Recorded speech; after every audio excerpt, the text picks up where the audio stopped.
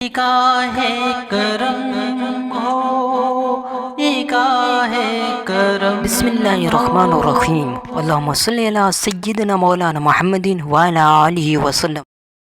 حضرت ابو ہریرہ رضی تعالیٰ عنہ نے بیان کیا ہے کہ رسول اللہ صلی اللہ علیہ وسلم نے فرمایا، مومن کی مثال کھیت کے نرم پودے کی سی ہے کہ جدھر ہوا چلتی ہے تو اس کے پتے ادھر جھک جاتے ہیں، اور جب ہوا رک جاتی ہے تو پتے بھی برابر ہو جاتے ہیں۔ اسی طرح مومن آزمائشوں میں بچ جاتا ہے، لیکن کافر کی مثال شمشاد کی سخت درخت جیسی ہے کہ ایک حالت پر کھڑا رہتا ہے یہاں تک کہ جب اللہ چاہتا ہے اسے اکھاڑ دیتا ہے۔ قرآن و حدیث کی خوبصورت ویڈیوز کے لیے ہمارے چینل کو سبسکرائب کریں اور ہماری حوصلہ افزائی کریں۔ جزاک اللہ خیرہ۔